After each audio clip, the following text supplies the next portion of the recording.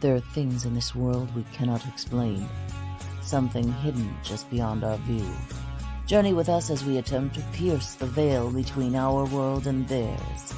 Join us as we pass through the doorway to the dead.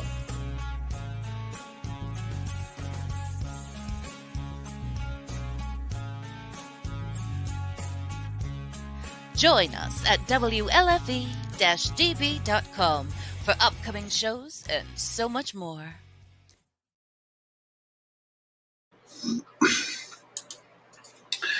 Welcome in, everyone.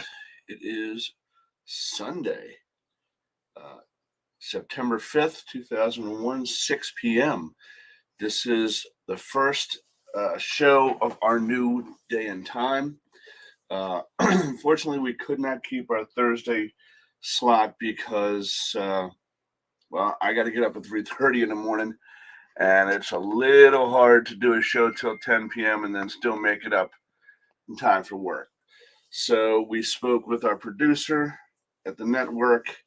He was a very gracious man by the name of Ted Vinson, and he allowed us to switch our day and time. So we will now be every other Sunday from 6 to 8 p.m. So this Sunday is ours. Next Sunday at 7 p.m. is Step Into the Paranormal with Paranormal Inc. And they and us will alternate Sunday shows. So it gives us 2 weeks instead of every week to come up with better guests and plan our content a little bit better to bring you a better show. So we thank you for understanding. We hope everybody's doing okay. We hope you're having a fantastic Memorial Day weekend. Don't forget why we get to have this weekend. Welcome in Pam and Steve of the Gettysburg Ghost Exchange. Welcome in Colette. Welcome in Jerry Soap, or should I say Casey. Jim Kelly from Jim Kelly Spirit Photographers. Our friend Holly Cataldo from Kane. Our buddy John McGinnis.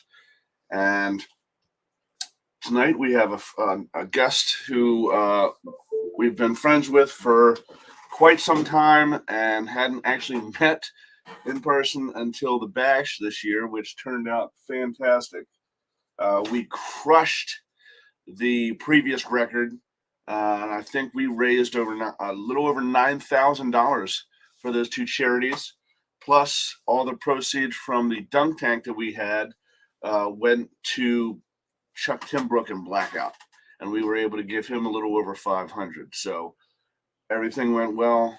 No issues that you recall any issues? No. I think everything turned out great. It was great to see so many people that we hadn't seen in a couple years now. And our guest tonight, like I said, is someone that we were finally able to meet that weekend. He has been an investigator for about 25 years. He had started a team in his home area of Ohio, which is still functioning now that he lives in Massachusetts. And he's traveled all over the country and done some really cool places. Welcome in, Kia from New Zealand. Thanks so much. So without further ado, let's bring in our buddy Russ Stiver. There he is. Welcome in, Russ. How are you, my friend? How we doing, guys? Oh, we're in there. We're hanging in there. It's we had to switch our show from Thursdays to every other Sunday because I'm too old to stay up till 10 and then get up at 3:30 in the morning. So, well, you don't have a cigar in your hand, so I mean that's a sign of a good sign. Mm-hmm. This is true. So we want to thank you for coming on kind of last second. I appreciate it so much. I mean, every opportunity I really appreciate. So how has things been going in Russ Stiver world? It's been going seen great. All your posts with Pennywise, the new Pennywise. So. Oh yeah. Finally got the full costume going on now, and that'll be making an appearance at the bash next year. Excellent. And we are definitely doing some good things coming up here. I have an event at Wilson Castle coming up in Vermont. Oh, yes. And also have an event in Portland, Maine with Chris Sanders. Nice. So after that, it's pretty much free ride sailing. I'm getting married on November 13th. Well, Again, congratulations. because dear COVID. So we are actually doing a paranormal road trip and Nice. leaving Massachusetts, going all the way across New York, all the way into PA, stopping to seeing my mom and dad at the Gettysburg Ghost Exchange, Steve and Pam, and gonna hit some places in Ohio, drive down to West Virginia, and loop back around and come back up. Very, very cool. So are you going to swing over to the Hoover House when you come down? We are. That is on our list. Excellent. Excellent. We were just over there yesterday for the cookout we had to thank all the people who donated their time and efforts to help bring the bash back and make it the awesome thing that it was. I was letting everybody know we raised $9,000, which shattered the previous record. And And I that can't didn't even even count the 500 plus we were able to give to Blackout. I can't even imagine that. I talked to Pam and Steve thoroughly through the weekend, and that was honestly one of the biggest and best bashes they've had. I've been a member of the Bash family, I guess you could say, since the beginning of it, since the inception. Right. And we this year's bash was just absolutely amazing and hands down one of the best and funnest ones I've ever been to. Absolutely. And like I said, it was so special because having that year off, everybody wanted to see everybody. And it just made it that much more special, at least for us, to get back there, raise some money for these great charities, and to get to see everybody, And Definitely, for sure. It was one of those things that, like, the entire way there, it was, I mean, because it's an 8-hour drive from Massachusetts down to Gettysburg. And the entire way there, we're sitting there in the car listing off the people we haven't seen in 2+ years because of, what we're going through right now. And it's been absolutely amazing. And to see everybody, to actually touch everybody and talk to everybody, it was just... Have a cigar with somebody. Exactly. It was above and beyond what I could ever expected. And I think, we being with Pam and Steve at the Hoover House, we got to see some of the behind the scenes stuff, pardon me, and, that we weren't privy to in years past. So we knew this was going to be bigger and better than what they had previously done just because it had been 2 years. But some of the things they added were exceptional. Like, perfect example was the cigar lounge. That was amazing. Like I said, the dunk tank that we were able to give the proceeds to Blackout. Some people who hadn't been there before, we were able to get to come in, and the screening of the Gene Snitsky's movie. Yep. Dave Spink's thing, and Yep. Big Gene Snitsky's movie. Yep. It's now I can understand why Pam and Steve start planning next year's the first Monday after it's over, Dave, you don't even realize they're planning it prior to that year's event. Right. Like, they're already adding on to the next year. And I know my mom and dad really well, and they're very like, I'm an adopted son of theirs, and I don't know how that happened, but I kind of just fell in their laps.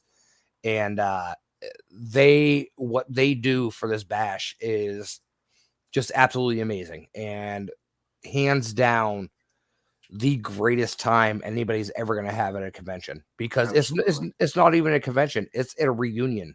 Yep. It really honestly is a reunion for people that have not seen anybody. It's a gathering of friends and family that of just like-minded happens individuals to be who other people want to pay to see, so we can give money to charities. You know what? It's not even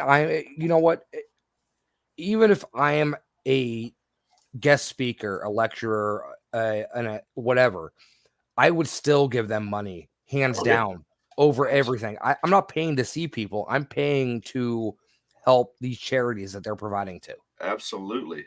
And me being a veteran as well as you, like, Yeah, that's what makes it so special for me. And I know I prior to um, the Hoover House and everything, talked to them about wanting to help out as much as I could. And any little things they needed help with, that type of thing. So, but let's get back to you. I don't like talking about What myself. got you started? I mean, 25 years. I'm not that far behind you actually, so I get it. What got you started? Dave, you know my story. You were on the panel with me. I mean, at least a little bit that Jack Hanna wasn't I was talking going to say, about. all I remember is that Jack Kenna guy. So I got started 25 years ago. I'm 37 years old. My first ever actual investigation was actually at Mansfield Reformatory, Wow. Shawshank Prison. Whatever anybody knows, Ohio State Reformatory, Mansfield Reformatory. You know, it was being 12 on the edge of 13 was amazing to actually go and do that, because I'm a big history person to begin with, and it was just one of those things that we got lucky to find out that we were working with the Historical Society for a cleanup, and we were able to stay over after everything was done and investigate. And I remember that was actually, yep, I'm smoking now, but 13 years old, that was the first time my dad ever found out that I actually smoked, because I had the absolute living shit scared out of me in solitary confinement. And Oh yeah, I straight ran out of the building, and he found me by the truck, legit just chiefing down one of his cigarettes. And he's like, I don't blame you. It's okay. yeah. We've been there many times. But since then, everything's kicked off, and I've had an amazing time doing, traveling everywhere. And, I did a lot in Ohio. Like I said, my parents got me started in this, and my dad's gotten to the age where is not very mobile. And I started a group with him in Ohio. And, I just kind of, I saw the fact that it was going to be a one-man show, if you want to say it that way. Right. I've never once in this entire thing wanted publicity, fame, anything like that. I've always sought out it for my own, I don't want to say educational, but my own curiosities. Yeah, for sure. Absolutely. And I saw when I was running a team in Ohio that they didn't really necessarily. Hello. Yeah, wife's picking up dinner. Hold on. But no, I saw in the fact that they weren't really into the whole doing events and doing things and doing everything like that. And I wanted to do events. I wanted to get out there. I wanted to not necessarily make my name known, but wanted to get out there more for the fact of meeting other people. Right. More of a peer-to-peer type of thing. More of a networking kind of thing. Absolutely. And they were not into that. And so I found myself more breaking apart from that and doing my own thing, which has led me to Bobby Mackey's, Waverly Hills. I've traveled as far as I've actually gone coast to coast. I've done Alcatraz. I've done Virginia City, Nevada. I've done the Washoe Club. I've done all those places. The Alcatraz thing. Do you gotta get special permission with that through the government now? I didn't really do an actual investigation at Alcatraz. I did one of the self-guided tours that they had, but just being on there enough was just sure. Yeah, well, the amazing. energies are there. Absolutely. Right, absolutely amazing. And it was one of those things that, like, I've been to Virginia City, Nevada 4 times now. Yeah, no, I cut my teeth there quite a few times. That's an amazing place. Oh, that place will leave a part in your heart that you'll never forget. Yeah. Yeah. It doesn't matter. Silver Queen, the Washoe. I mean, Yeah. wherever you go, that place is absolutely 100% one of the most amazing cities because it's like you're being transported back to it in old time. Yeah. And now that's not far from the Stewart Indian School, correct? Well, that's up toward Reno. Okay. That's up toward Reno, but that's where we got the Cashmere's Claw. Yeah, in Virginia City. Yeah, we did. We had years ago when they had that show, My Ghost Story. Yep. We actually The very first episode. we were in a building. It's right there on Main Street in Virginia City, and it's a rug and carpet place. Mm-hmm. And the basement of it served in its time as the Undertaker. Used Okay. to have a chute where they could drop the bodies down. And Nothing more convenient. Yeah, guided delivery, I guess. So we did a filming down there, and we picked up very unique. I believe it has to do with the Indian energies, with Yes. the Washoe Indians. But what it essentially was there was an energy ball enters into the picture, and this big blue talon comes out from up above and swipes at the energy and seems to take a portion of it out, a chunk of it out. And then Okay. the energy pulls back. Now, the whole clip was just a mere couple seconds, but we slowed it down so you could see it developing. And the owner used to It looked store like a bear's paw. That's all I can think like of. a giant bear's paw or something. And the owner would store his carpets down there in the basement. He would go down there no longer. Yeah. He was like, whatever's down here is coming up tonight, and the rest of the inventory is stuck. You know what? I saw a meme the other day of people saying it was on a paranormal site I follow, and it was, what's creepier, an attic or a basement? What was that now? Yes. What was that? What's creepier, an attic or a basement? Oh, yeah. Hands down for sure, a basement for me. Really? Hands down. Hands down. That was my first experience, was in a basement, and Okay. it definitely Trying to see if I have that video on my computer somewhere that I can play it and let everybody see. yeah, if you have it, show it up. I know you have it. Here, can you put on a thumb drive, Jim? The Cashmere Swell? Yeah. Yeah. And then, I know he's got it. So I'll get it on thumb drive and then put it on my No, I computer would never and believe he'd have it. What's that? I said never believe he'd have it. Not at all. No. Yeah, I mean, our friend Janet, who is one of the mediums on our team that usually remotes for us, lives out in that area, the Virginia City. I remember area. you saying that. Yeah. Yep. And well, when I Reno, Virginia graduated- City is only like 30 minutes apart. Yeah. And when I So- graduated my course, the plan was as a gift for graduating my schooling, that him and I were going to take a trip out there, but then hello COVID. So, and now the good Lord, they got two different wildfires, 10 miles from her house. Yeah. So Down there in worried about losing Tahoe her right house. now. Tahoe right now is looking really bad. Actually, I still have friends out in California that have actually been evacuated, and it's not looking great for them right now, and especially from last year too. You know. Yeah. So, it seems like every chance that we plan something like that, it gets ixnayed, but It happens. that's okay. Yeah. She was going to come out our way for the bash. Yeah. But, some family issues arose that she had to take care of and couldn't make it. And I said, wow, man, it's just things are conspiring. The universe is conspiring against us.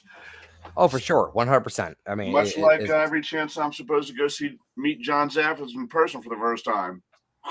he lives like 25 minutes down the street from me. You believe his shit? Yeah. Figures. Try that. See if All right, let's see if we can pull this up real quick. Johnny is an amazing guy. Yes, he is. He is just like I can't say better things about him than what I can, because he's actually guided me a lot on my journey as well. Okay, so this is a WMV. files. Okay. Should be listed as Cashmere's Claw. Yep. I'm going to see if this will go. Oh, let's see it. Your browser is having trouble sharing your video. Happen if the file is invalid. So it's because it's a WAV file. And when you try to share it, they want like MP4 and stuff like that. Now I can convert it. I can do that. So all I got to do is click this. Dave on the fly. Dave on the fly, always on the fly. Drop this in here. And everyone, I'm seeing your comments in the section. I can't comment. I can't type back. Unfortunately, I'm not signed up for StreamYard.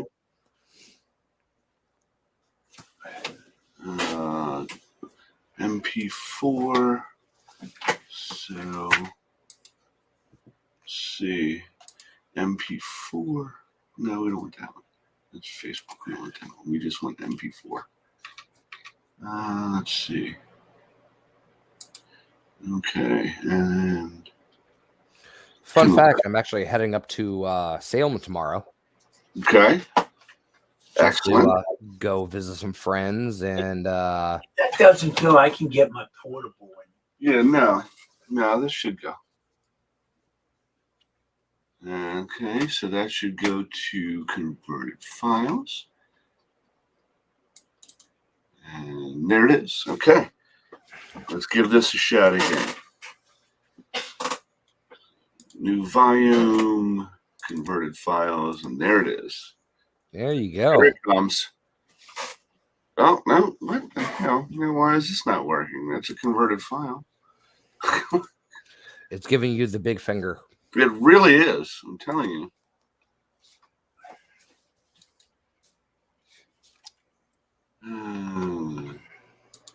Follow these steps.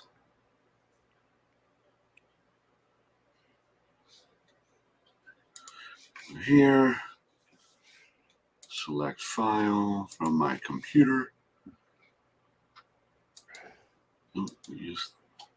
Hi, Kia. One. Okay. Kia.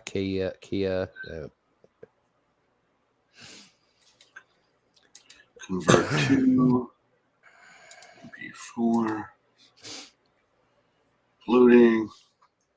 Processing. Finished. Okay. Download. Like we got a winner. Now download it. Who's giving me the chicken dinner? Okay. Now, yeah, we'll try this one more time. Downloads. Bam. All right, here it comes. Hey, there it goes. Now watch this. This is the slow motion. You've already missed the normal speed. So you see this white energy mass coming in from, as you're looking at the left. What happened? Now what happened? It didn't show. See that? Yep. But it should break it down. It did. I think when it converted it, it cut it short. But what you can do is play and pause. See there's the white energy on the left and what looks like a bear's claw on the right coming out of nowhere. That is very and as it strikes it, you see it takes a gash right out of the center of it. Yep. And then the white energy retreats from where it came and the claw retreats from where it came. Very interesting. Yeah, very unique, wouldn't you say? And that is if you blink, you miss it. Yeah. That is very bam. We in all our years, we've never had anything even similar to that. I personally, I think most of us were there believed that it had to do with the native energies, Native American energies. But that's just our impression. Well, I mean, if you look at the Native American, they're very heavily on the deer and the bear and the fox and everything like that. I mean, that could very well be. Now, they're in Virginia City at the saloon, the Wasso, in the back area where they store the hooch. that's where they would if in the wintertime, a lot of times if they got bodies, waiting to take them over, That was a storage room. Yeah. Yep. Yep. And so, Oh, for sure. The owners, when we were there last, they were very cooperative. They let us go in that back area and do some filming and all that. He said, just don't touch the hooch. See, I was very lucky. We actually booked a private investigation when I went there the last time. And we had the place from 8 p.m. until 4 a.m. And at that point, the entire place was cleared out. Like we knew, like there was no one downstairs in the bar. There was no one on any of the levels. There was no tours being done. And it was definitely, we got some very good evidence. Very good evidence. Now, we had one other situation we were there filming when the stairs going up. Now, at this time, it was not secure upstairs. They weren't allowing anyone up there because structurally it needed some work. But the stairs going up, we picked up a mist coming up the stairs. Yep. And we got that filmed, and then the mist was gone, and then we spoke to it and requested it come back. Wow. That's something Russ just sent me. Wow, that's fantastic. Now, and this is at the Washoe Club, this picture? Nope. This is at the House of Wills in Cleveland, Ohio. Oh, yeah. We've heard all about that place. Mm-hmm. Oh, man. Woo. That was actually when we did a private investigation, my team and I. Okay. Did a private investigation, and I was the one taking a picture. You can tell I have two investigators on the right-hand side. The person dead in the middle was not there. Oh my gosh, that's amazing. That is fantastic. I don't know if you can share that or not, or whatever. If you can pop it up on there, or let me see if there's a way. My team and I, we found that after the investigation. We went back and tried to recreate it. Now, when did you do that? Do you know what time was the year? June. Wow, so you were there when the natives are restless, so to speak. I guess you could say. Yeah. Wow. So I can do this. I can share this screen and let everybody see that. That is. Yeah, there you go. So that middle figure there is what Russ picked up. Wow, that's fantastic. There we go. And we tried to recreate it multiple times and couldn't do it. Shadowing, everything, like if you shine a flashlight on somebody, the shadow would appear 20 feet tall. And we went through everything. And that's what an investigator does, is they try to debunk every possible way, every logical way that it could happen.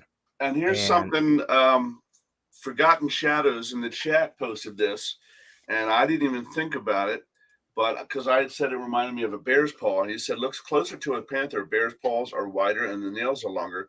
Panther claws are closer to a dog. And then he added this, which I didn't think about it. If it interests you, it fits thematically better too. Panthers in Native American mythology were a symbol of successful hunting, which that figure appears to do to the orb.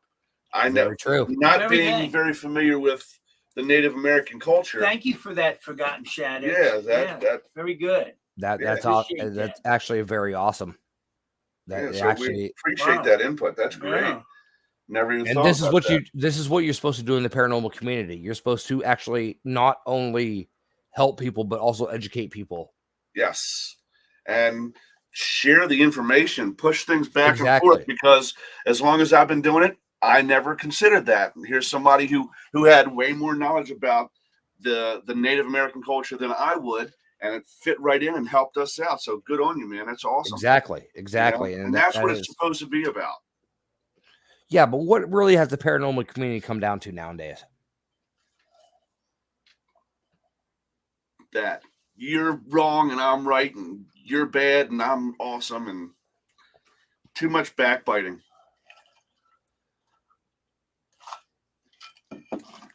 I'm going to step on you because I can get on a TV show. Yeah. Absolutely. Absolutely. Who cares who I've got to hurt to get there?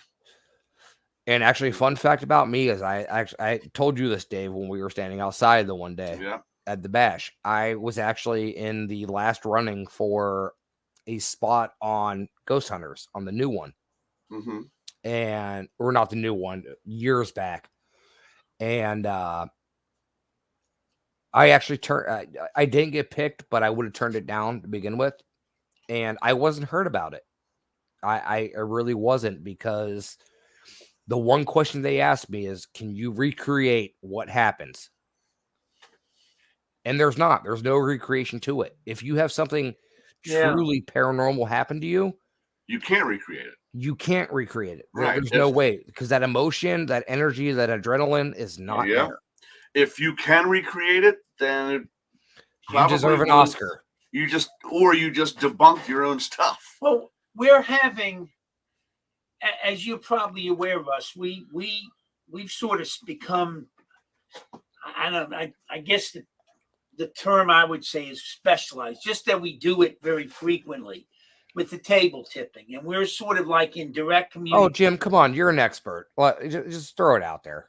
And anyhow, Spirit will be like last night. We had several couples at the table, and interestingly enough, there was a commonality we didn't even realize when we were all at the table. And then, of the three groups there, everyone had lost a child except one person. And that is a very odd coincidence.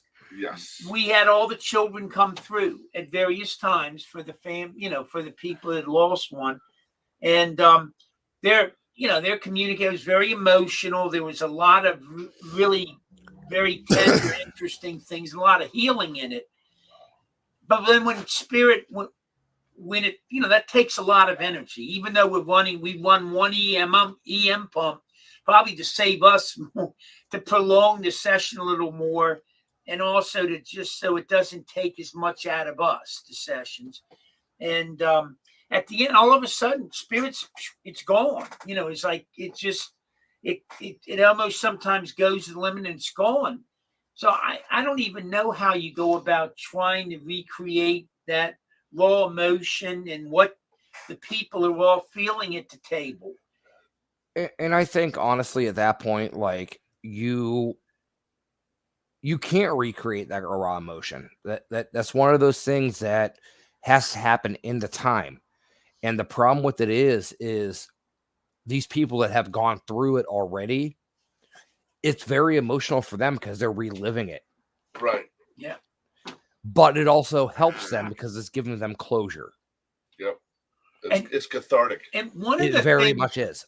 One of the things it's that we very often do, because of the sensitivity, the person doesn't have to ask questions out. They can ask it in their mind. Spirit will pick it up and react and answer that question. So we've got the table reacting, and the people are hearing stuff in their minds or reacting to. So there's really nothing, if you're recording from a recorder, there's nothing you're picking up.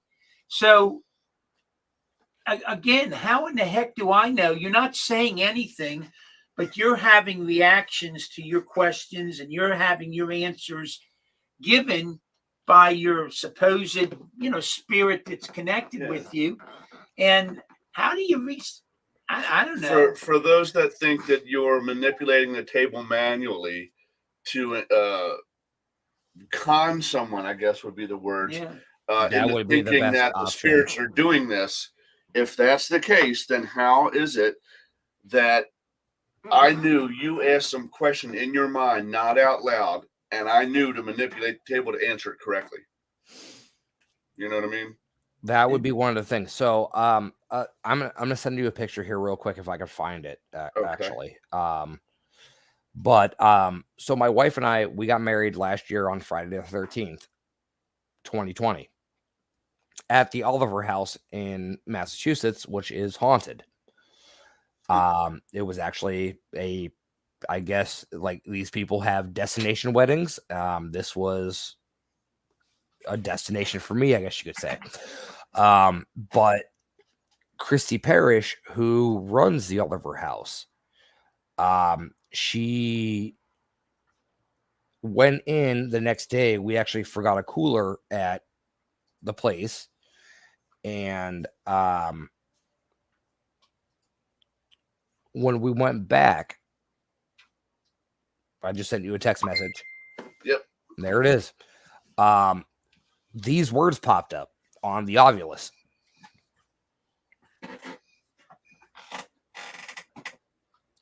Now, Russell is not a very common name. There we go. So they had fingers, Russell, Oracle, sign. I think candles in there somewhere. Fingers. Yeah, it's just like for an Ovulus to call out my name. That's pretty thought forward right there. Yes. And I know at least the old versions of the Ovulus that we used to use back in the day, they had no proper nouns. Nope. In the database. So the names, people's names were not programmed in that database. And quite often we'd get a name pop up. And, if this isn't legit, how do you explain a word that is not programmed into this database showing up on the screen? I've used the EchoVox. I don't know. It's an app. Right. Yeah.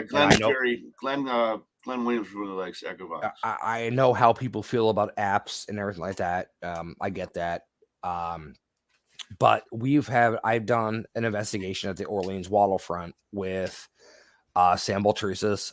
He was running an event for National Ghost Hunting Day, actually. Okay. And the EchoVox is just like the Ovulus. It's a predetermined set dictionary. And we were getting German. I've gotten Spanish. I've gotten French. And it just words coming across that should not come across on what it is.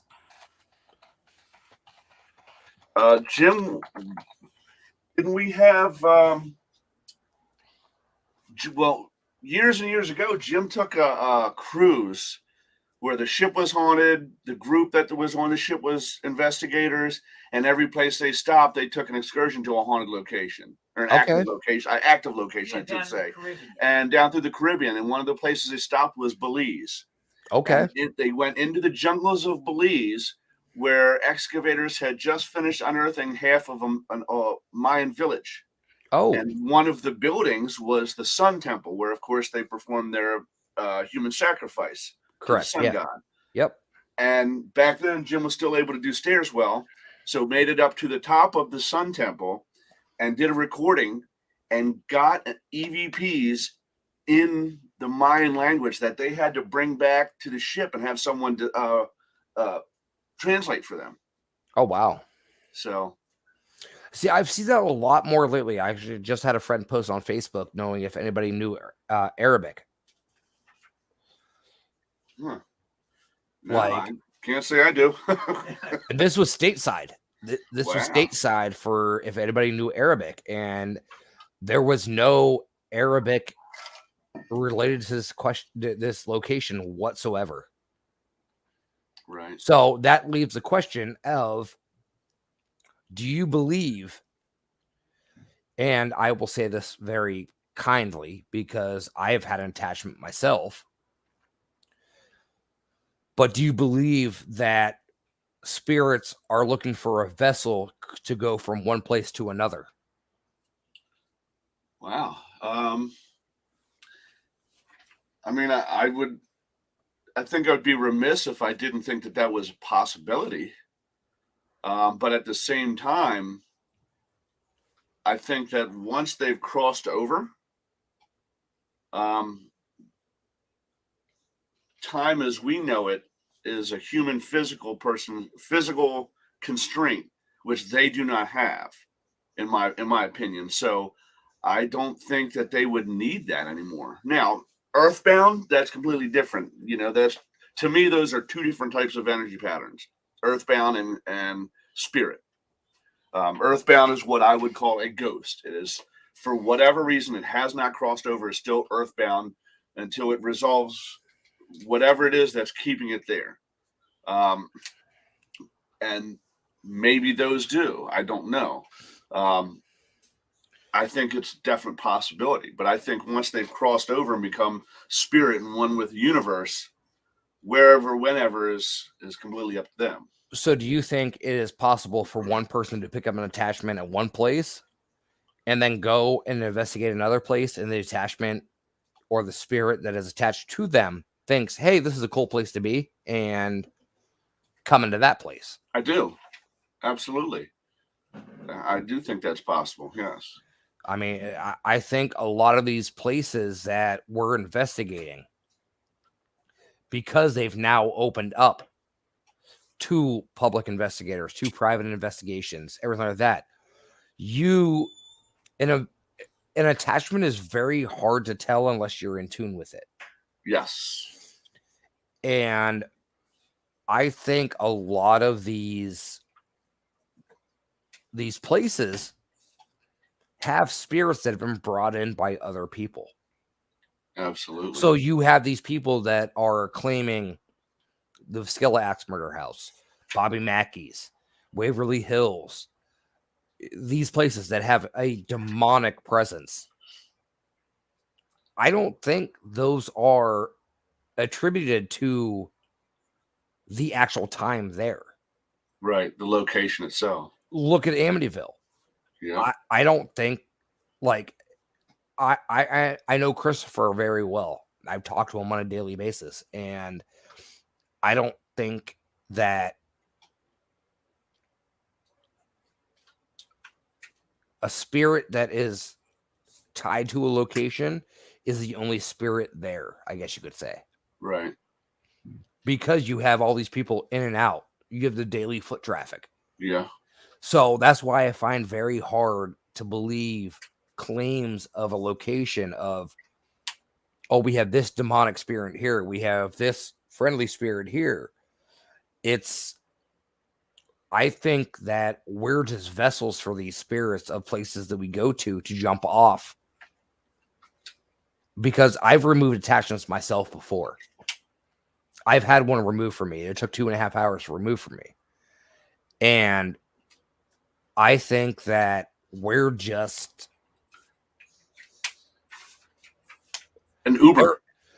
We're an Uber. They're hitchhikers. We're an Uber. And we're taking them to where they feel comfortable to going off of. Yeah.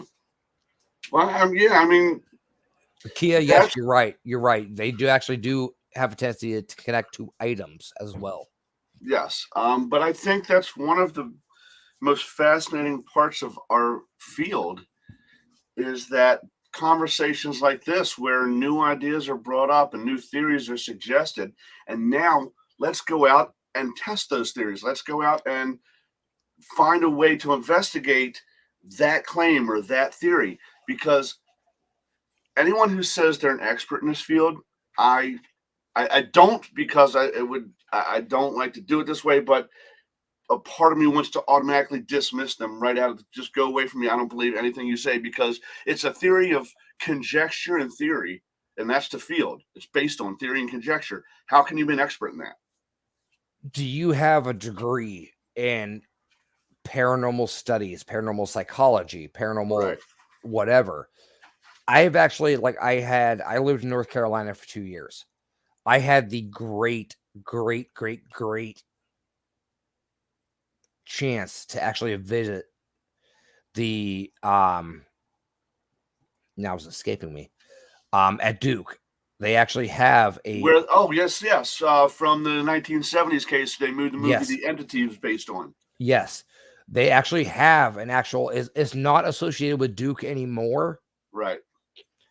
They've moved it off site, and I'm not sure. I haven't looked into it for a couple of years, but it actually is an actual thing. There is actually a paranormal psychology program.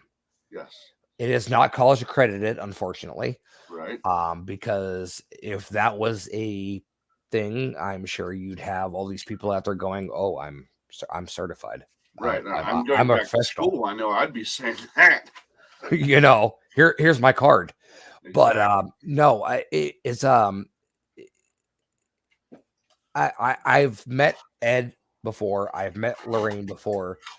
Um, you know, the one person that I never got to meet, unfortunately, was Hans Holzer. Yes.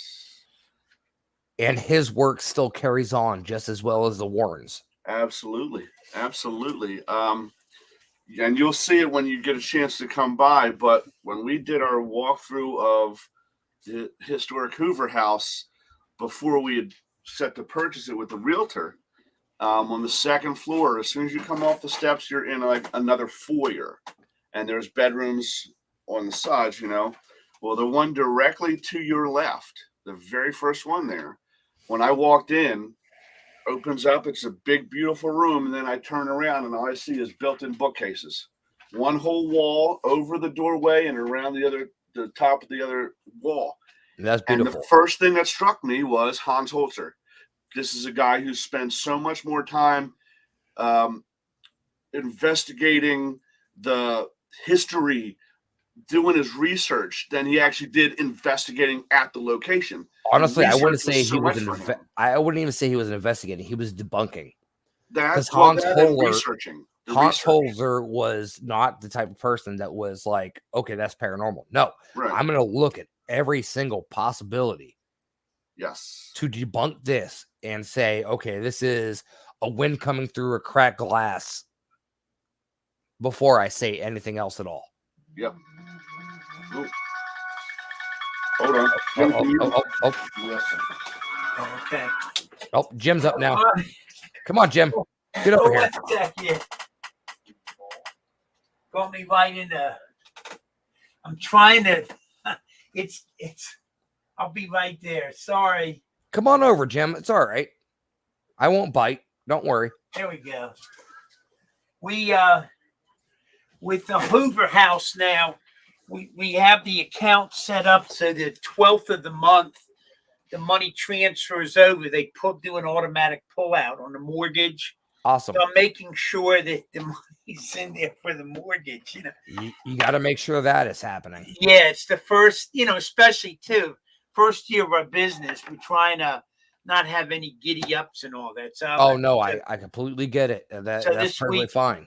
We really, and that's one thing I want to thank the paranormal community. Oh my God, they've been so supportive. We do have bookings on B2B and we have bookings on booking.com. And Pam does a great job at balancing it. So if we have a paranormal group book a house, we don't take bookings on the other. So it's the house is basically available for everyone to use with, investigating and whatnot. On the other hand, if we have people coming in on the B2B, then we don't book it full of ghost hunters, So that we're trying to serve two masters. But the paranormal community has been fantastic, and you'll never find a greater community. You'll never find a greater community than the paranormal they've been community. So great, and the spirits have been amazing. I mean, last week before the bash, that Thursday, I'm there at the house, and I'm talking to the spirits. I'm saying, spirits, we're going to have a lot of people coming over and to come visit, and I have the Phasma box on one, and it's clear as a bell. They come to, we'll be here, just like that, clear as a bell. And I want to throw one thing out there, which I think is a minor miracle given the times we're in. The Thursday before the bash, we did a session with Spirit, and we were asking Spirit if, and we added prayers, if whatever they could do, if they would work to protect the community coming in so that the people traveling both in and going home could do so safely, and also to protect us from the pandemic and everything going on. And to our knowledge, everyone coming and going got home safe and sound. and we're not aware of anybody having contracted COVID or that Nope. with all those people at the bash. I haven't heard a word. I haven't And either. we So had to stay. We have, I wouldn't say unfortunately, because I love spending time with everybody there. We had to stay an extra day because Hurricane Ida was coming in. Yes, yeah. And when we were leaving and what we were driving through, the eye was actually supposed to hit right where we were driving through. So we ended up staying an extra day, and we got home safe and sound. My house was perfectly fine, no damage, nothing. Well, we actually had a session with Spirit. We had prayers as well, and we asked whatever powers they could bring to bear and whatever, if they could do that to protect. And then, like I said, with giving and taking into account everything going on, I think it's like a minor miracle. I'm not aware it is of it, but I just sort of threw that out for everyone. Your thanks back. I'm not a spiritual guy. I'm not a religious guy. Well, I let me rephrase that. I'm not a religious guy, but I am a spiritual guy. Yes. And definitely where am I St. Michael? Where am I St. Benedict? Always, for sure. So Dave, let me ask you this. All right. Top 5 haunted locations you would ever go to in the world. No finances, nothing. In the world. Okay, just nothing's holding me back wherever I want to go. Okay. Exactly. Let's see. I think I do have a train coming in, by the way.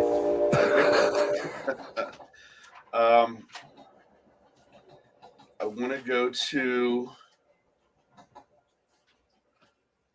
Like I said, it could be anywhere. This could be like no budget is not an option. Doesn't matter. Okay, well, I don't. Wherever you want to travel. I can't pinpoint any specific one, but the castle. How? No. Just for this, like I want to go see the castles, the haunted castles in Ireland. I can't pinpoint one specific castle, but that is very true. But Ireland would be one. Leap Castle would be probably the most known, right? The most known, yes. I know it's not. Again, in your scenario, I can go, but I know as of right now, it is privately owned, and the couple that lives there wants nothing to do with any kind of paranormal stuff. But the La Laurie House in New Orleans. Okay. I think that would be fascinating. Everybody listening, put your top 5 in the comments as well.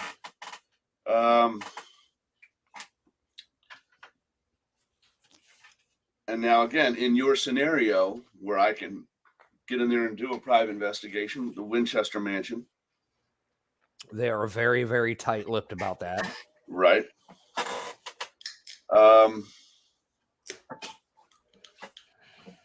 I'd have to say the Villisca Axe Murder House, only because not so much for the what could be paranormal, but because I'd like to see if I can make contact and get a play-by-play exactly of what happened to try and figure out who the person was that committed those heinous crimes. After this, I will send you a link of something of a friend of mine that actually I'll see her next month.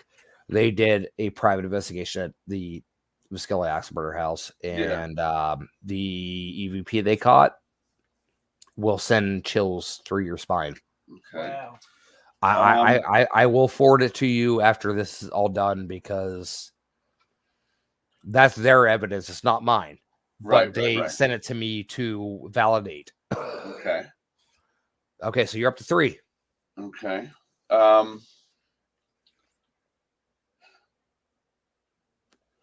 See that you haven't even gone outside the country. I have. Went to Ireland. You went to Ireland. You went to Ireland. All right. I think the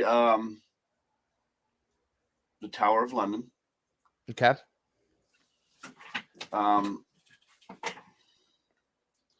There's a lot of places I like to go, but I wouldn't, even if I had your scenario, I wouldn't, because I would think it would be disrespectful. Like some of the concentration camps or the beaches at Normandy, something like that. I think that would be disrespectful. So I completely agree with you. That's why I don't investigate cemeteries. let's see. Come on, anywhere in the world. I'm trying to think. There's one in Spain I'd heard of. Palavica Island. Is Pavia? Is that off of Spain? Yep. That one. Island of Dolls. Yes. Yes. The one I for a long time. No, Jim, you got 5. You got 5, not just one. You got 5. Well, Come on. Well, a lot of them are set. I'm just going to keep one particular one, but I've changed. Oh, screw Dave. You ain't traveling with him. Where are you going? Have you heard of Wewelsburg Castle? W-E-W. Yes, I have. And yes, I have. I was always sort of fascinated, but then on second thought, I don't handle negativity, the extreme negativity. So I don't know that I just have a feeling that would not be a good place for me. I protect myself a lot when I go into locations because I am, unfortunately, I don't say this a lot, but I am a psychic medium. So I do pick up on energies very quickly. And a lot of times it drains me if I don't protect myself correctly. Yeah. And there are some places I can't go into. About 6 years ago, I went to a Titanic exhibit that they did they actually had actual artifacts from the Titanic. And I was in there for maybe 20 minutes and I had to leave because I was picking up on the energy of everything that happened and I couldn't do it. I've heard that from others before who've done some of the rotating museums with a lot of the original artifacts. Yes, I've heard that. Yep. It was so heavy. It was like it really was so heavy that it was ridiculous. Have you, just out of curiosity, I've looked, I've never seen any evidence. I know that Wewelsburg is maintained as a museum, so it is open to the public. But I've never been able to find out where anybody's done any investigation in there or had any kind of, I don't think it's ever been done. I suspect it hasn't either. I think they're using it as more of a tourist location than an investigation location, and that's what a lot of places are doing these days. Yeah. So I mean I do agree with Dave. I think with the concentration camps, I don't think I could, just out of respect and all that, I don't think I could do it. Of course, I like one of my dream sites is Auschwitz. I mean that would be like not even just for the paranormal investigation part of it or the spiritual activity. It would be more me going there to pay my respects. Right. Now this might interest you. This past about a week and a half ago, we had a good friend. I won't disclose who it was just because it's so personal, but his family and him, they had booked a night at the Hoover House. Yep. And had requested if we could do a session. He's very experienced in many different fields, but had never really done the table tipping. And a close friend of his had done it, and we'd had really good results. While we're doing it for his wife, she had a relative came through who'd been a victim of the Holocaust as an infant. And oh wow, as an infant? As an infant. And oh wow. He told me after the fact that the family had, I guess, very rarely talked about this particular relative. The father had already been sent away to a concentration camp. The mother actually survived the war. The infant did not. It was very young.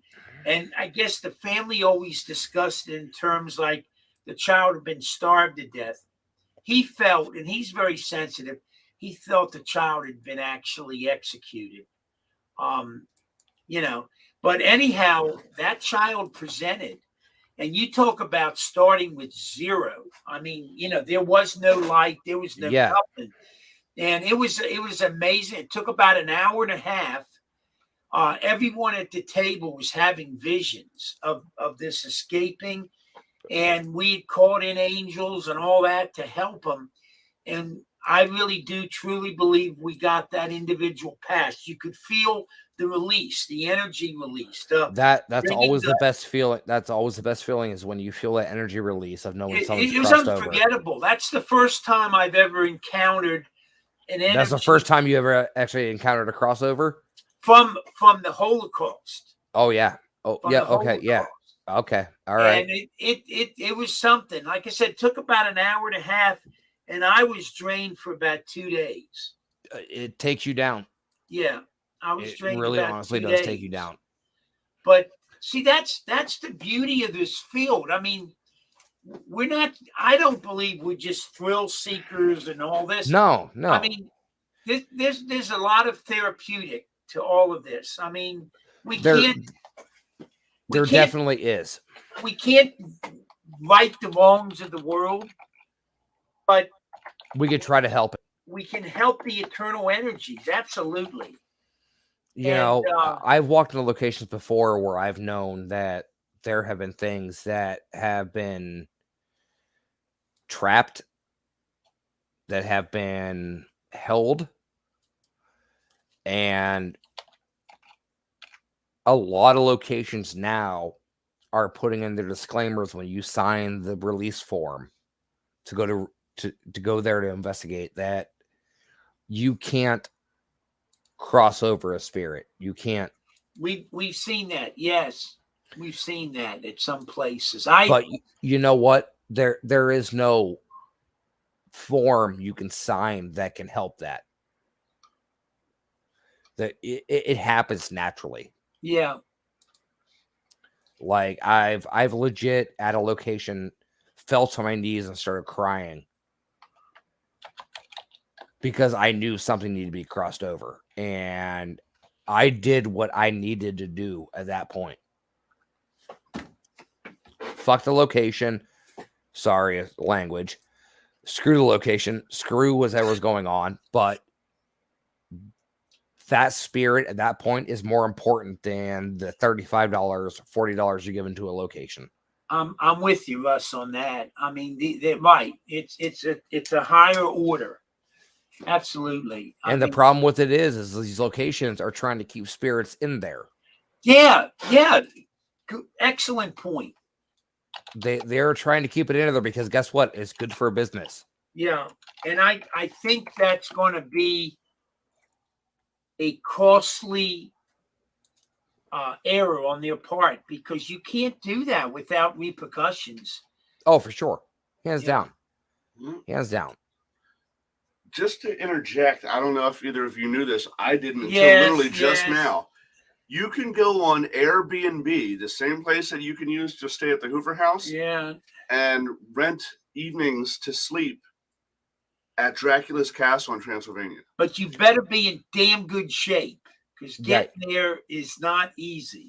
You know where else you can rent a room to sleep in? It's crazy. The Satanic Temple in Salem, Massachusetts. I'm not sure I would want to do that, but I guess there's some thrill seekers out there that are into that kind of thing. I will tell you this before you get any preconceived notions in your head. The Satanic Temple in Massachusetts, they are the nicest people you will ever meet in your life. Really? They are.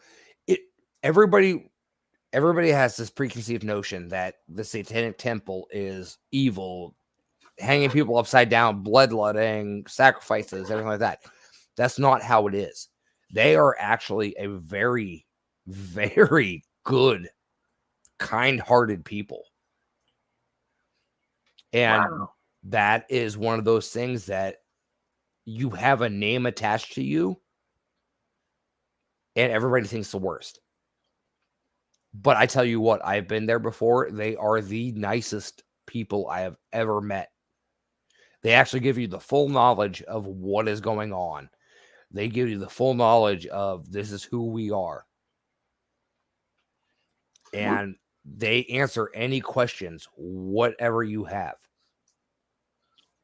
Yeah, apparently this says a horse-drawn carriage carries you swiftly through Transylvania as the sun sets towards the horizon, heralding the hours of swooping bats and howling wolves. When you come around the final bend on the tree-lined road, you'll catch a glimpse of Bron Castle. This misty mountaintop manor is home for the night. The chill that suddenly fills the carriage is not the evening mist. It's fear older than the forest now grown up around the castle rock. This is the lair of vampires, and you cannot leave until dawn. But you know, Oh, I'm sorry. Yeah. Dr. Stoker, Bram Stoker's great-grandnephew, will answer your knock on the castle's imposing wooden doors. He will be your host for the night and resident expert on Transylvania lore. Wow. I'm sorry. I think that would be awesome. I would absolutely do that. But I would do that. A number of years ago, there was an experienced group of guys, 2 guys, and they had done a rather strenuous hike to get up to the castle. Were they breaking in, or were they actually going? No, they were going. They had permission, yeah. And the thing that was, I don't think they had anything extraordinary happen while they were in the castle, but what they saw, which really was actually scared them somewhat, from the vantage point there, as you're looking down in the canyons, they saw like a pinkish light that was actually tracing through the forest, making its way up toward the castle slowly. And it just kept progressing and progressing. And they watched it and they said it was eerie as hell. And it wasn't, there was nothing artificial. It wasn't like they thought it was like a group of people coming up with torches. It wasn't. And it made its way clean on up. I mean, this was a lengthy process. And finally, as it got up near the castle, it just dissipated. But they watched it the whole time, and they were, needless to say, they were full of anxieties. Well, I mean, me traveling myself, you always have anxieties of places you go to. Are your anxieties preconditioning you to see what you want to see leading up to that location? Yeah. You hear all the stories about, like, stateside here. Okay, so you have these stories of Waverly Hills, Trans-Allegheny, Mansfield. You have all these preconceived notions in your head that you've heard from the stories of. So are you really putting that in your own head and forcing to see what your mind wants you to see? Or are you actually seeing something? Yeah, no, that is an objective, critical analysis of what's going on. Absolutely, you have to take that into account. I'm not saying they're wrong. I'm not, not at all. Right. But like, for me, like, I heard the first time I ever investigated Waverly Hills, I had all this build up in my head because I heard all the stories. I watched all the shows. This, that, everything else. And when I got there, I spent 9 hours inside that building, and it kind of fell flat for me. We didn't really have a lot happen. Rolling Hills Asylum in New York. I tell you what, one of the best places I've ever investigated in my life. Yeah, we had one of the best places ever. That place does not disappoint one time over. I did not know any information about it at all. One of my close friends, Sharon, she owns it. I know her personally. I've talked to her. Yep. I've known her years. And every time I go there, I am never once disappointed. We've been looking to get back there for years now. Do it. Let's do it. Set it up. Unfortunately, the time that we went, the giant Ted, the shadow figure that's down in that one hallway. Who's the gentle giant? Roy. I'm sorry, Roy. Yes. Who's the gentle giant? Yes, sir. Even he was being less than cordial because the weekend before we had gone, Zach Baggins and his team was there, and they're provoking and all this shit. So everything there was all oh. angry and riled up because of that. Oh, the So fake when door we got slam? there, Yeah. I know exactly You know? what you're talking about. Yeah. so Yeah, we were wondering because we generally do not have issues like that. And I talked to one of the aides and I said, "What's going on?" I actually had Marlena Treat is who we talked with. a situation where I was using my divining rods and it sort of swept me into this one room where they had one of those pick and plays set up, pack and plays. And I just sat down there. It's at the very end of the Shadow Man Hall. Second floor to the right. Yeah, so if you're sitting there at the end of that hall, at the end of the hall to your back, and you're looking back towards the stairway, the only light you have is from the exit sign, and you can just watch the shadow people go back and forth. Yes, sir. He was in the room at the end of that hallway. He goes down. It's the second door from the what's the word I'm looking for? The not the atrium. Right. So second door on the right hand side. Yeah. Where I was, he was on my left, but I was sitting with my back towards the end of the hallway, looking at the stairway, looking down the hallway. Yep. Right, and he was in that room directly to my left, and he set his divining rods on the edge of the pack and play to get some equipment out. Had his recorder running. I was sitting down the hallway in a chair staring down the hallway. I had my recorder running. Was the wheelchair still sitting down there? No. Okay. And he said, "Do you mind if I do some recording in here?" Something to that effect. And you heard this whoosh, and you heard like some kind of nasty growling thing, and then a voice that says, "Not in here." And I get on mine. The only thing I picked up was this cling, cling, cling, cling, cling, cling, and me saying, "What the hell was that?" And Jim saying, "Where's my divining rods?" He picked up the voice in there saying, "Don't record in here," and throwing his rods out of the room. I got his rods hitting in the hallway at my feet. So that's how angry they were. And okay, so I'll give you a very good, interesting story about Rolling Hills. My wife and I were up there 2 years ago before all this COVID hit. And we were there. I wasn't even a speaker at the event. Because who I am, I promote and help everybody else. So we actually bought tickets for this event. Went, drove ourselves, whatever. So we were in the kids' room on the first floor, excuse me. And we sat down. There was a group of like 4 of us. We sat down, got on the Echovox, and started, a session. And I kept seeing something out of the corner of my eye. Shadow passing down the hallway. I'm like, okay. So I got up from the group. I went out to the hallway.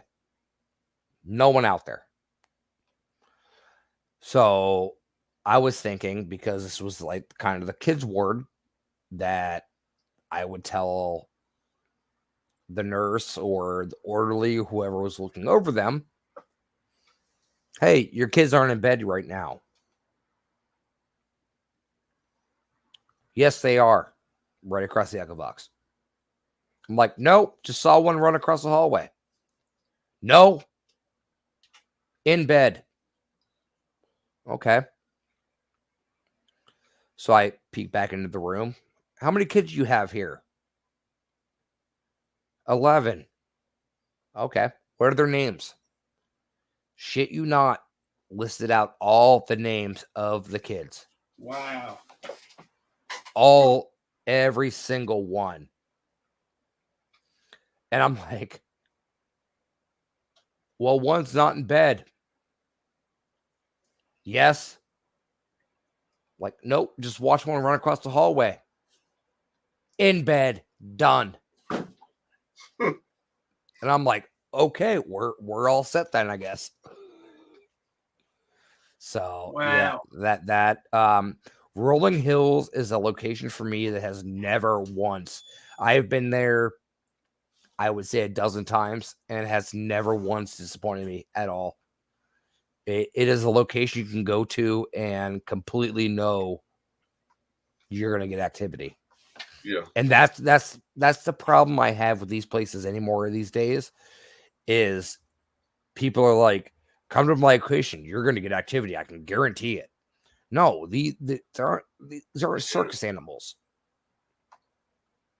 See, the Bel Air house is like that for us, I think. I've never been to Bel Air. I lived in Ohio for 27 years of my life, and I had never been to Bel Air house. Well, it just so happens that we had, again, prior to COVID, we had booked a 3-day weekend up there, coming Friday, Saturday, leave Sunday. And after accepting our booking and the money, we get a message from Kristen, the owner, that who was at the bash, actually, that she's accidentally double booked it.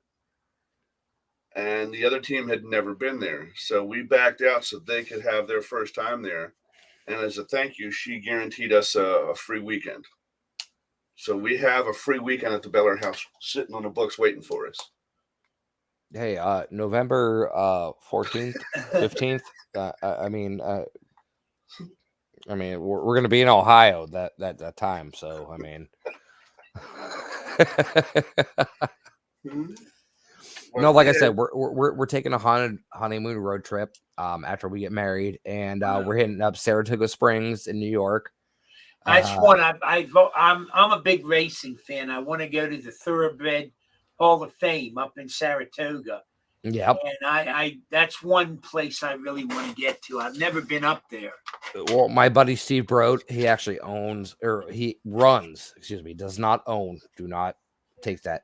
He is the caretaker of the Saratoga County Homestead. That is a shut down. I don't know if it's a mental asylum or TB hospital or whatever it may be. But gonna hit there. We're gonna hit Hotel Conneaut in Conneaut, Ohio. Yeah. And the amusement park. Actually worked there as a kid. Yeah. Now is that the Shawnee? No, that's a different one. That's a different amusement park. Okay. One. Yeah. Now that the hotel there's still open, right? It is correct. It is still open and functioning. Yep, that's what I thought. Yep. The amusement park has experienced numerous unexplained fires to their rides, to their food stands, to whatever. What's the name of the amusement park? Conneaut Lake Park. Yeah, I've never been there. I've read about it many times. I worked there when I was a kid. Oh, really? Yes, I did. And they say, but the hotel has activity as well, correct? It definitely does. Actually, the hotel actually caught fire. Wow. I know. It actually burnt down some of the hotel. So they've been working to renovate it. I know that. It's a lot of. It's huge, right? Pretty large. It is. It is very big. I went there when I was a kid at, I want to say 15 years old. I worked in the park as a food vendor to raise money for my homecoming dance. Wow. And it actually, I had a very interesting experience there, where during the time they actually held all the vendors or employees on one level of the hotel. They give them hotel for free to stay. And the room next to me was actually completely vacant. No one was in there. About 1:00 in the morning, I hear the adjoining door room start jiggling. The doorknob starting to try to turn. So my buddy I was with, I was like, dude, somebody's trying to get into the door. He's like, no, and he heard it. So he got up and went over and checked the door. And as soon as he went to put his ear against the door to see if anybody was there, the door started banging off the hinges. Him and I both ran out of the room, went down to security, and we're like, there's somebody in the room next to us that is messing with us. It's great looking. Oh, it's an amazing hotel. It's right on Lake Erie. It's absolutely amazing hotel. And We went up, we went back up with security. There was no one in the room at all. Lights completely turned off. All the beds were made, everything. But the problem with it was there was an imprint of somebody that was laying in the bed. I'm talking pillow print, head, Wow. bed, everything. And I'm like, all right, I'm out. This was before I got really heavy into investigating. And I'm like, I can't do this. What is it? These old like an old amusement park or some of these old asylum. There's just something that draws me. I mean, I don't know what it is. It just fascinates the hell out of me, and it's a natural draw. It honestly is. I mean, in Ohio, where I grew up, there are actually 2 amusement parks. There's SeaWorld and Geauga Lake, actually, that got bought out by Six Flags, and it's actually now just an abandoned property with all the rides still sitting there. And I would love to go back and explore both properties, Okay, but they're very Western Pennsylvania. Okay. Western Pennsylvania. Yeah. Who we have? No, that the history of the Conneaut Lake Park.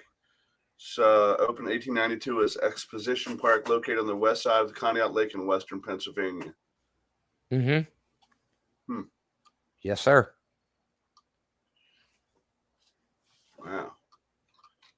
We have a place not far from the Hoover House called Penn National. Okay. And it used to be a popular area in the summer because, I guess with the elevation, it was always a little cooler in the summer, and they had swimming. They had a rather large established hotel there. And there's not a lot left to it anymore, but those old places like that were once a portion of most people's lives, back Coney then. Island There's a residual energy in those places. Well, I mean, like, look at the places of these ones that don't exist anymore. I mean, it's not even just amusement parks. Look at Buffalo Central Terminal. Yeah, that's nasty. Sorry. That was perfect timing. That was actually perfect timing. Pripyat's another one. You can't Pripyat. I would love to go to Pripyat. That's actually on my list of places I want to go. And as morbid as it sounds, no, Pripyat was the town, the small Chernobyl city that they built 20 some miles from Chernobyl to house all the workers. Yes. Oh, yes. Oh, that's okay. I know what you're talking about. Oh, yeah, wow. Pripyat. Yeah. So I mean, like my 5 list. Like honestly, if I could go anywhere, it would be Palavica Island, it was a doll island. It'd be Pripyat, Leb Castle, Ireland. It would be the catacombs in France. See, that scares the shit out of me. It's just... I would definitely do it in a heartbeat. And I honestly don't know what my 5th would be because my 5th used to be Alcatraz, and I've been there. Yeah. I hear at the catacombs, the security down there is very intense about, I guess, when you're ready to leave. Yeah. They check you to make sure you're not taking any bones or that. Well, I mean, that brings up another topic here. You go into these haunted locations. Okay, you go into any haunted location, whether it be the Hinsdale House, whether it be Rolling Hills, whether it be Trans-Allegheny, Waverly, whatever. As an investigator, you do not touch, take anything from any location you've ever been to. Right. You don't do it at all. Plain and simple. That is my thoroughbred standpoint. Like you leave the location the way you went to it.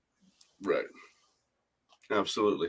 And I've seen people take shit from places, and it's not it never ends. Not even the ramifications of it, of like if it was a haunted piece or whatever. But these people that own these locations are trying to restore them for the history purposes. Correct.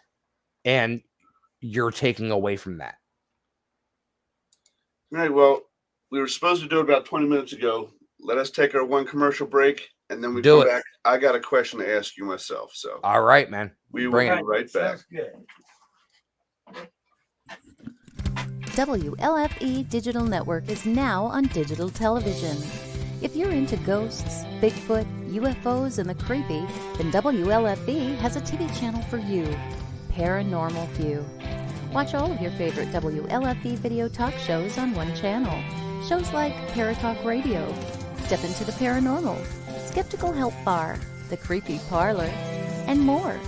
Looking for something else? Do you support the LGBTQ plus community? WLFE has brought all of their LGBTQ shows like Inside the Drag Closet, Everything Yet Nothing, Across the Pond, and Rainbow Soul all into one place. A new TV channel called LGBTQ Friends. The third channel is Variety Unlimited. Here you'll find a wide variety of talk shows you know and love, like Just Cindy, Card Pulls and Coffee, Real Talk with Dom, The Bipolar DMs, Meet the Author, and Movie Review 5. The best part of watching these shows is that they're all available to watch at one location, one website, WLFE-DB.com.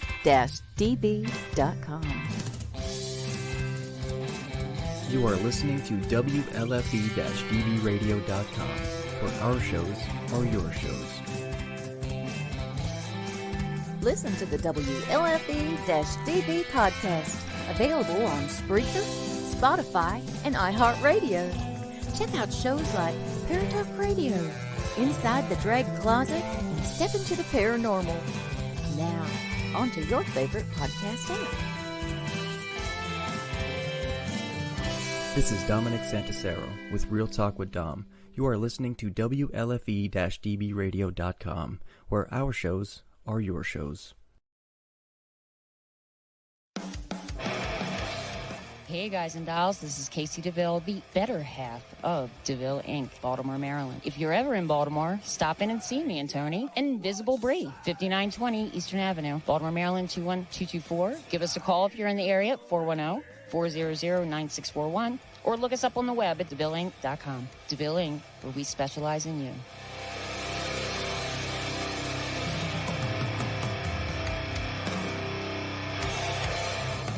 Oh, yeah. Life just got sweeter now that WLFE-DB has merchandise. Show your support by purchasing your t-shirts for WLFE, Paratalk Radio, Inside the Drag Closet, and more. But it doesn't stop there. T-shirts, coffee mugs, tanks, buttons, cloth bags, and more. Go to WLFE-DB.com. On the top bar, click on the merchandise tab and bam, there you go. You got merch. Support the shows. WLFE-DB.com. You're listening to WLFE DB Radio. Now, back to our program.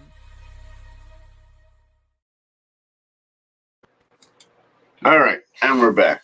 And we're back. So my question to you is, and you had mentioned it, and I didn't want to bring it up because it's been so publicized, but you mentioned it, so here we go.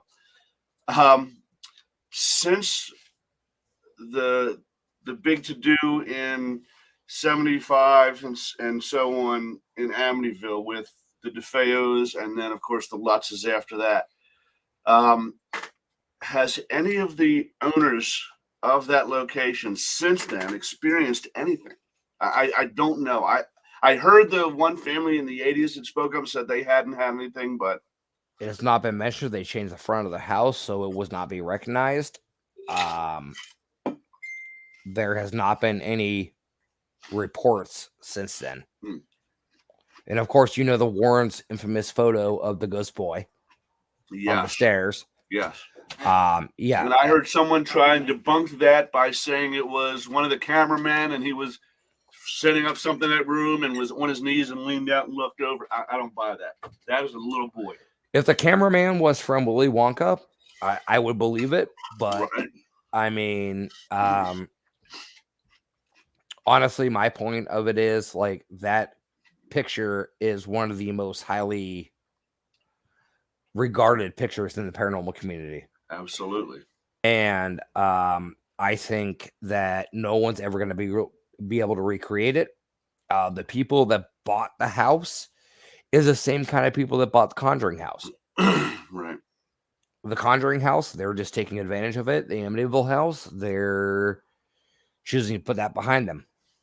Right. So unfortunately, that was one of the big things. And I've heard from numerous reports that do not stop at the Amityville house. They'll allow you to take pictures, but don't travel onto the Great yard. distances, right. Yeah. So much like the people, like I said, Jim was down in New Orleans about a year before COVID broke, and was walking down the street and happened to walk right in front of the Madame Lalaurie house that I said is now privately owned, and it's an older couple.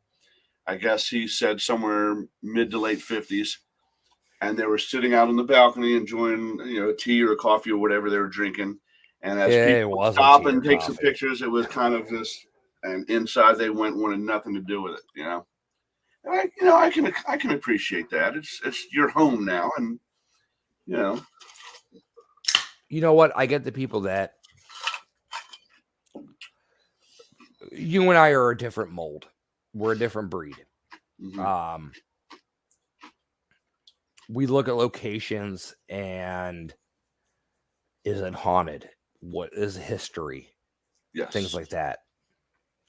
And these people, honestly, these people that have bought Amityville, all these places around the country that have bought them up, the history. You're not stupid. You know what the history is behind it. You know what ramifications that come from it. Mm-hmm. If you're going to buy it for a private residence, okay, great. Make that clear. Don't be vague about it. Yes. It's just like I was out in San Francisco and I took a picture of the full house. And the people that owned it actually came out and were like, yeah, this is the house. Like, okay, if you're going to take pride in it, take pride in it. If you're not, then, don't get pissed off. People know their history and do the research. Yes. Yeah. The first time my wife and I ever drove past the Conjuring house, it was actually owned. This was prior to them buying the new owners buying the house. And there were cameras posted everywhere. Yeah, I'm doing the show. There were cameras posted everywhere of no trespassing, whatever, Right. And now they're like, yeah, $100 a night, come stay. So it leads up to the whole fact of what are you actually buying this property for? Right. And see, that was the thing when we, like I said, when we first took our initial walk through the Hoover house, we knew the history of it being a private residence, a senior living facility, as well as an upscale restaurant. We had no idea if there was any activity. Now, being that it was a senior living facility, we suspected that there may have been seniors who passed on in there. Couple deaths and that here could and there. lend to it. But we had heard no stories or anything like that as far as paranormal activity in the location. But while we were doing a walkthrough, Jim went up on the second floor in the back side by himself. And as Jim always does. Jim made it up there? Huh? Yeah. Jim made it up there? Yeah, well, that's the good thing about the Hoover house. The main staircase, they have a very short rise on their steps. Gotcha. So all right. It's easier for him to maneuver. Plus, there's 2 elevators in there. And he had his recorder running, as he always does, for whatever reason. Hey, I'm the same way. Don't judge. No, I'm glad he does, because many a year ago he didn't, and we missed a lot of shit that we both witnessed and didn't get it because he didn't have his camera or his recorder running. But he got an EVP that said, "Is the deal done yet?" And so he hurriedly came back down to us on the main floor and was kind of motioning us over away from the realtor so as to not give away his hand, and was basically like, "We have to do this." they're asking me if I've got the deal that we have to now, Yeah, and it's turned out for the best. It really has. it really has. Honestly, I mean, I've seen Steve and Pam post about it, We and couldn't have better business partners, no, never, ever, you know, ever in your life. because the pride and the care that those two put into that place. I mean, Pam, it was not like she just said, okay, this box goes there, we'll unpack, put stuff away. She went room by room, and she didn't start Yep. another room until she was done with this room and happy with the way it turned out. That's And the way now Mom she's is. added stuff as she goes, but I mean, Yeah. it was painstakingly obvious how much time she put into making that look the way it does. Okay, so I got a question for you. Okay. So we all know Ghostbusters. 4 members. Yes. Besides for the original 4 members of the Ghostbusters, who would be your Ghostbuster team?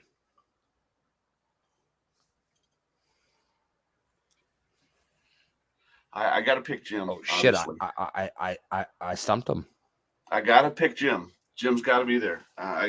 This could be anybody in the world. I know, but I've got to have Jim. I'm so comfortable working with him after 20 plus years.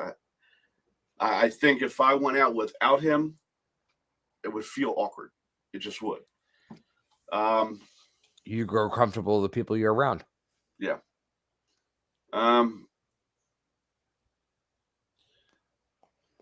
Oh no, the interviewee has turned into the interviewer. Yeah. I wasn't prepared for this, obviously. I think I'd have to, and now again, this is someone I've never investigated with in any way, shape, or form, but I think I would like to bring along Sean Austin. Okay. So it'd be me, Jim, Sean Austin. No, you're not included in this. Oh, I'm not included? Okay. No, you're not. So you have 4 select. Okay. So you have Jim and Sean Austin. If I'm not, then Jim doesn't have to be.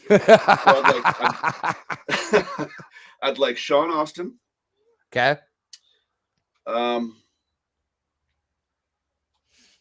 would like yourself.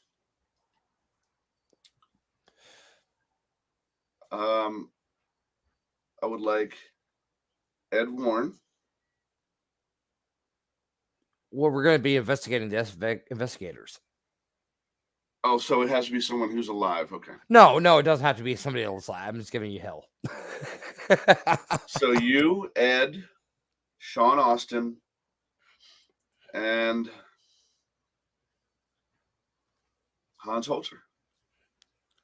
You're right on point with that. Because how can you do a proper investigation with all the history and the research without having Hans Holzer on there? Okay, so I'm going to hit you with one here. I'm going to do Hans Holzer, Ed Warren, Harry Houdini, and then one living. I'm going to do Bill Murray. Really? I thought you said aside from the original 4 Ghostbusters. I did, but excuse me, no, not Bill Murray. Dan Aykroyd. Okay. His grandfather has written books on the paranormal. Yes, he's very in tune with spirit. Absolutely. Yes. So that would be my team. Hans Holzer, Harry Houdini, Ed Warren, Dan Aykroyd. Because you have the skeptic in there, and Harry Houdini. Which is strange because he told his wife, when I die, if there is a way to contact you from the other side, I will do it. Mm-hmm. And I knew she had seances every year on the anniversary of his passing for countless years. Every year. Whether they had anything happen, I do not know. I don't think they did. I'm curious to know if anybody went back to that area where they lived and has tried that again. I don't know. That's one of the things I do not know. And tried to use some of the gear that we have now that they didn't have access to back then. So that leads to another question. Do you think the gear is subtracting us or confusing us from what actually is going on. I think your best piece of gear is yourself. Correct in that. I will say that every single time. But I think gear, at least for me, because even though I've had several people tell me that I have certain abilities and I just haven't allowed them to come out or use them or nurtured them or developed them in any way, which it may be possible. I don't know. I consider myself dense when it comes to picking up on that stuff. As in dense, do you not believe in it? Do you not trust yourself? No, dense as in very rarely do I walk into a room and feel or pick up on something. So you don't trust yourself enough to be able to do that. Right. Because one of the main things is I know so many people who do, and I do not know how to protect myself. So I have a fear that if I was to allow that to come through, I wouldn't know how to stop it. I wouldn't know how to protect myself from it, and things would get wildly out of control. And if it happens to me, that's fine. But I still have to come home to a wife and 3 little girls. I completely get it. My wife actually has video of me that things I have picked up on and actually have hitchhiked with me home. And I am the type of person that just out of nowhere snaps and can go right into a channeling mode. Mm-hmm. And my wife is really the only person that can really bring me out of it. And she has recorded me. She knows when it's going to happen. And she always has her phone out to record me. And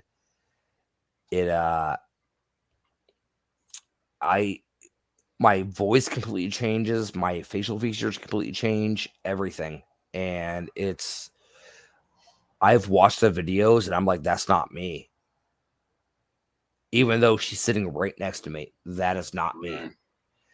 And I get completely where you're coming from. And I don't want that to happen to myself. Like, it's definitely a very scary thing. So the gear for me is a crutch. I use it so I don't have to do what people like yourself can do because of those fears. If I had had any kind of training or mentorship as far as developing those things, I probably wouldn't use a lot of the gear I use now.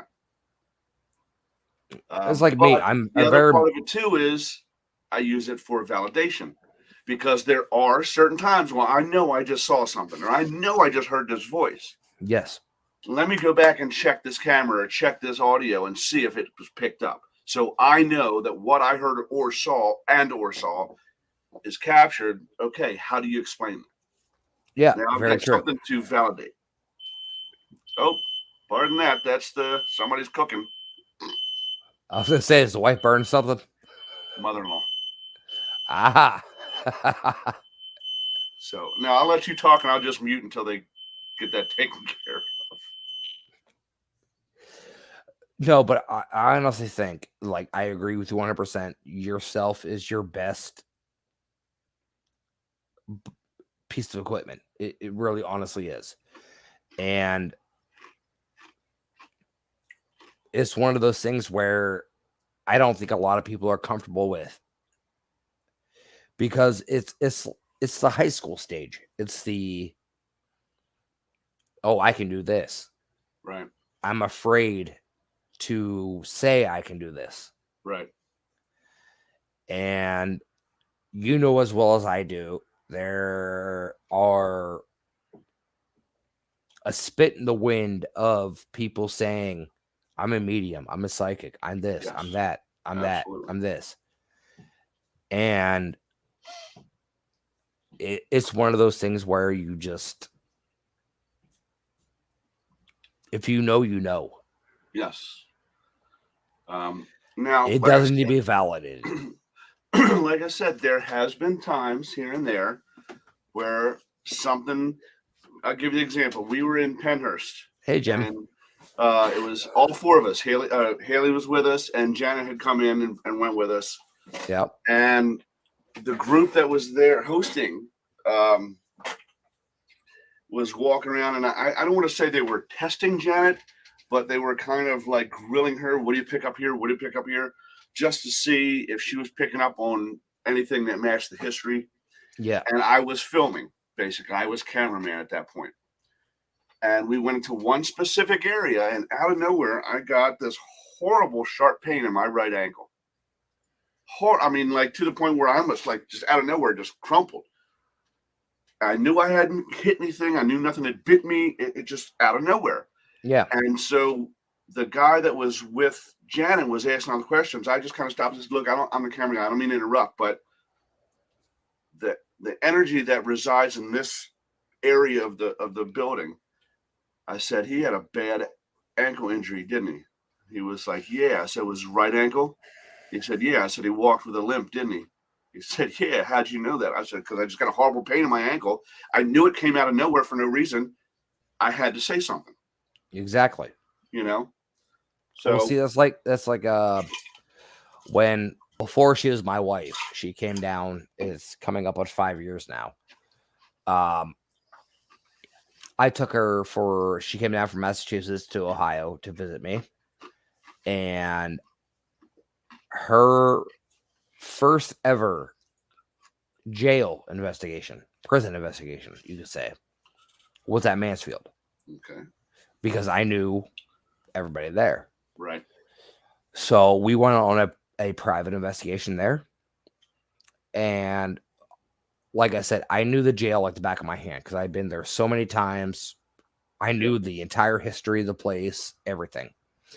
And when the people that were leading the investigation were like, "Oh, we can go up here," and I'm just like, "No, we're good. We're all right. We're gonna skip the entire tour and everything like that." Yeah. So, like through the night, she had seen some things, she heard some things, whatever. And I was testing her because she told me that she had abilities and everything like that. And I was like, all right, I'm just gonna, in the back of my mind, I'm like, I'm gonna test you. So I took her to a location in the prison above the chapel. Oh, yes. And that narrow stairway through the wall. Yep. Yes, sir. Yes, sir. You are familiar. So I took her up there, and she immediately grabbed her chest and bent over. And she's like, what is this place? I'm like, oh, this is where, the sick patients come and watch the Sunday church services, And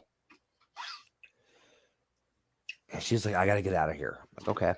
So we go down. About 2 hours later, I ask her, and I'm like, so you kind of felt some things here.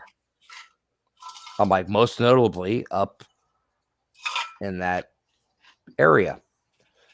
She's like, yeah, what was that? She's like, it hurt my chest. And I'm like, okay, well, that was the area where the people that was diagnosed with TB would come to have Sunday church services. Right. And she's like, are you kidding me? She was so pissed at me. But it validated for me that she could actually pick up on things. Yes. I mean, TB is a very awful disease that does affect the lungs. So, but I've had very interesting experiences all over the country. One of the places I want to make it to is actually Florida. Originally, my wife and I were supposed to go to Savannah for our honeymoon. And dear COVID has made everything so damn expensive. Yep. It's just not possible right now. So, exactly. So we're going to do the jump in the car and let's drive and see where it takes us. Nothing wrong with that at all. When I was a kid, 10, 11, 12 years old, we used to go down and visit my uncle who lived in St. Augustine. Oh, yep. Which, if you've ever been, is an absolutely beautiful city. Oh, it is amazing. I've been and seen the Ponce de Leon area. I've been down, and I don't remember the name of the street. It's a street not far from the Ponce de Leon thing. Have you seen Robert, though? What's that? Have you seen Robert? No, that's down in the Keys. Oh, is it down in the Keys? I thought it was St. Augustine. No, that's down in the Keys, and I've never been down that far. But there's a street in St. Augustine that is lined with the trees that grow up, and it's a giant tree canopy. Mm-hmm. And so even in the middle of the hottest and sunniest of summer days, it still looks like it's evening. It's just beautiful.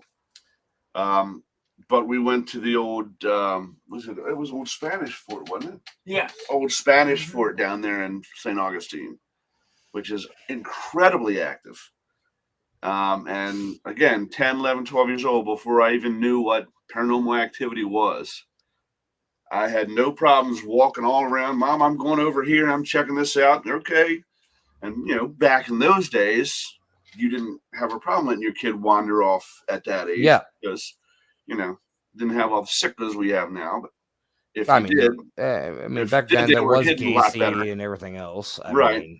But even then, I remember going into one of the prison cells in the lower levels and just remembering the feeling that I got of, if I'm in here, I'm probably not going to make it out alive. The sadness, hopelessness. You were soaking in all those feelings. Room. Right. Oh, yeah. And then remembering saying out loud to myself with no one else around, I shouldn't be in here. I'm going back upstairs. Yeah. So, but yeah, that place was beautiful. All right. So. Well, here's what we need to do. All right. We know the Bel Air house that you've never been to. Yes, sir. And we have some time coming to us there. So as soon as we can set something up where I'm actually able to attend because I don't have to work Saturdays anymore, we will do so, and we'll schedule with you. Yes, sir. And then in the same token, since you're such good friends with Miss Sharon Dawn Coyle, anytime you want to set something up to get back to Rolling Hills and I'm available to go because I don't have to work Saturdays anymore, whenever that may be. I do want to set up. That's something that the wife and I have talked about, setting up a private investigation at Rolling Hills with a group of 10 people. That way it is very small and intimate. And I mean, even that place, you could have 20 people in there, not running a single person. Yep. So, I mean, that ironically enough that you say that, because it was about 20 people that were there when we went. And okay, so the common room where you keep your equipment, and they have green room table and all that, right? Yep, the green room. Come out, you go to the left, and there's a set of stairs that goes down. Correct. When you come down to those stairs, you come out of the stairwell, so to speak. Mm-hmm. To the left of that, at the end of that hall, is a room. And to the left of before you get to the room on the left, it's almost like a cutout. And I think it was like lockers. It used to be lockers there. Yeah. And there's a steel door that if you were to go through, it would come back out into the stairwell. Yes. Yes. Okay. That steel door was welded shut. Yep. Okay. Jim is setting up just outside that locker area facing the room at the end of the hall. And I said, I need to go back up. I left some batteries up there. So I go back upstairs to the common room there.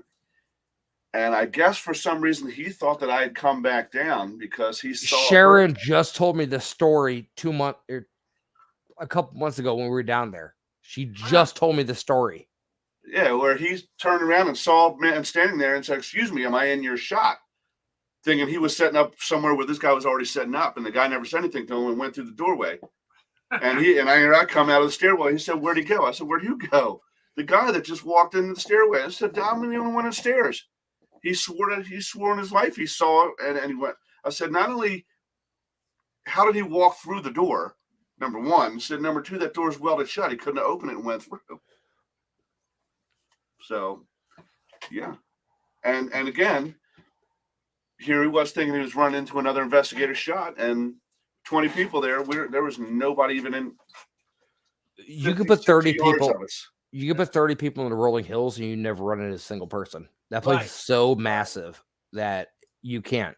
The same way with Hillview Manor. It's the same way with another place we've never been. No. Hillview. Yeah. Hillview was amazing. I actually did a Halloween event out of there with my group, and it was absolutely amazing. Actually, there's I'll send you a link for it, but I had some very interesting things happen to me at Hillview that was actually captured on camera. Nice.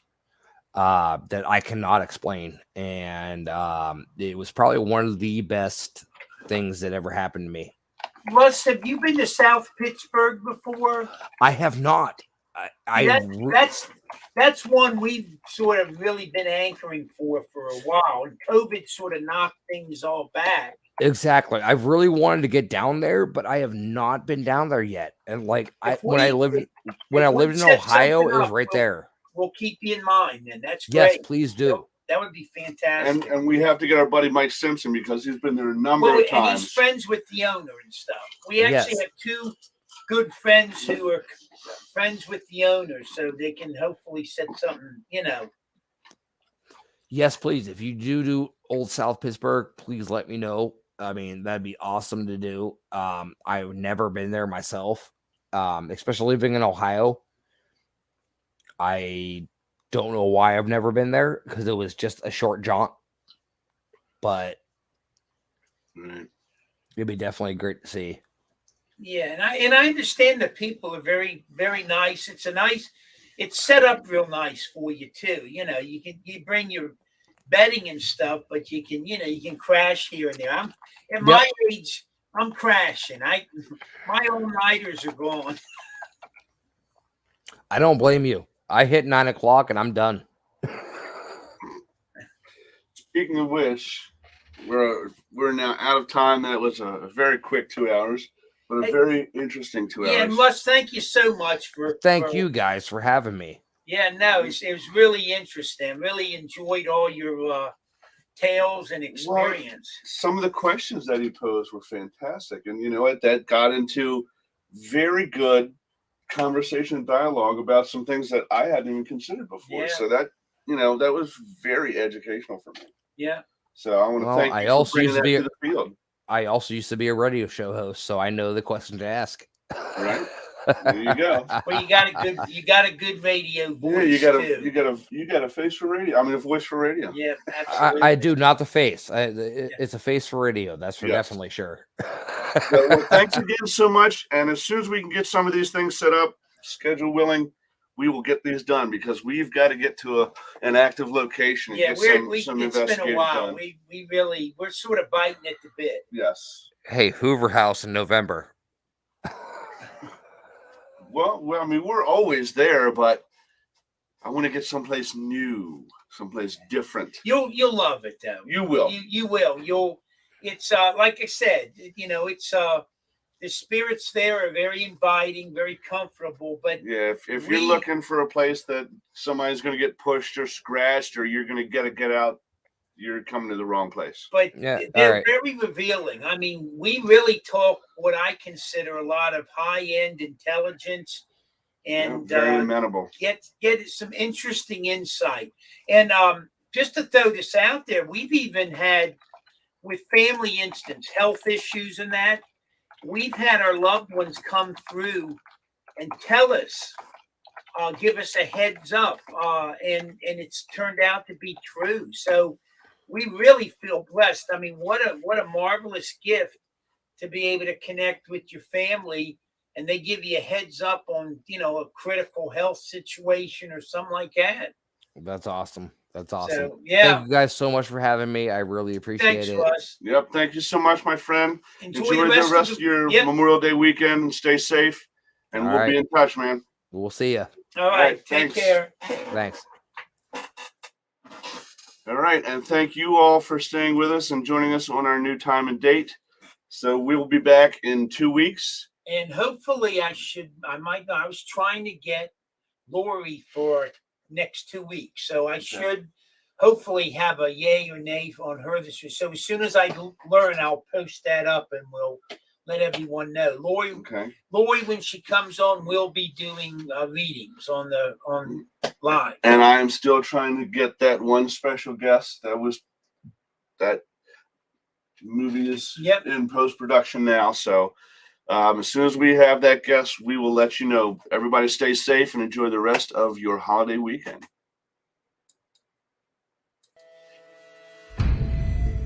Thank you for joining Dave and Jim on Doorway to the Dead. Catch us next week right here at 8 p.m. every Thursday as we open the door to paranormal discussion and more.